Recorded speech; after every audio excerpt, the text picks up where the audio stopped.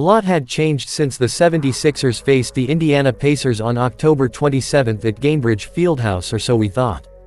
As we found out in Friday night's 121-107 loss at the Wells Fargo Center, the Sixers are still snakebitten and prone to injury, especially to Joel Embiid. Embiid left the game with 6.5 seconds before intermission. The seven-time All-Star suffered a sinus fracture. He will be further evaluated this weekend. Meanwhile, rookie guard Jared McCain left the game with 5 minutes, 24 seconds left in the third quarter after hitting the back of his head on the court. McCain was checked in the locker room, but returned with 2:04 left in the quarter. This matchup was supposed to be different with a healthier Sixers team on the court. Back in October when these teams faced off, the Sixers were trying to create an identity without Embiid and Paul George, who sat out the game with injuries. McCain had yet to blossom into the NBA Rookie of the Year front-runner. And Eric Gordon was viewed as the team's sixth man. Yet, thanks to Tyrese Maxey's second-half explosion, the Sixers recorded their first win of the year. This time, Embiid and George were among the main attractions. Gershon Yabusele had established himself as the starting power forward. And like in the previous matchup, Maxey had a starring role for a Sixers team that had won 4 of 5 games. The All-Star point guard finished with a team-high 22 points and 3 rebounds. However, he only had 2 assists and 6 turnovers. Obviously, they were up the floor pressuring him a little bit, Coach Nick Nurse said of Maxey's turnovers.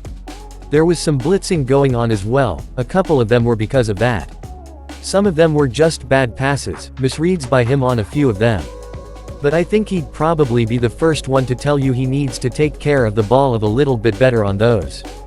George had 15 points and 5 rebounds. Meanwhile, Kelly Oubre Jr. finished with 12 points and 13 rebounds for his third consecutive double-double. Yabusele missed all 3 of his shots while finishing with 4 points. McCain added 5 on 2 for 6 shooting. Sixers Kelly Oubre finding his place alongside the Joel Embiid Tyrese Maxey two-man game. The Sixers played with a lot of grit and pulled within 5 points in fourth quarter after trailing by as many as 19 points. Indiana, however, responded with a 12-0 run to build a 117-98 cushion. The Sixers were doomed by an inability to stop Indiana's Tyrese Haliburton, 32 points on 7 for 15 three-point shooting, 11 assists. Pascal Siakam, 23 points on 9 for 11 shooting, 8 rebounds, and reserve Obi Toppin, 20 points on 7 for 11 shooting, 8 rebounds. The loss dropped the Sixers to 7-16 and snapped their 2-game winning streak. Meanwhile, the Pacers improved to 11-15. I wouldn't say forget it or wash it at all because, obviously, we have enough of those losses that we can do that with, but every game is more and more important. So continue to stay confident and get back to who we are, figure that out, and keep getting better off of that. He was struck in the face while trying to make a defensive play with 12 seconds left in the half. Embiid fell to court and remained there until the Sixers called a timeout. This was his second game back after missing 7 straight with left knee swelling and personal reasons. The 2023 NBA MVP has missed 17 games this season because of left knee management, knee swelling, personal reasons, and serving a 3-game suspension. Before Embiid's diagnosis was released, Andre Drummond was asked if he felt sorry for his teammates. Tyrese got hurt already for him, it's just a tough break.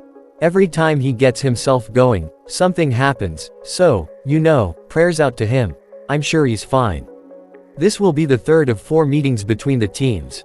The Sixers will also entertain Charlotte at 7 p.m. on deck. 20 at the center. Philly has a 2-0 series advantage. Like and subscribe my YouTube channel. Thank you.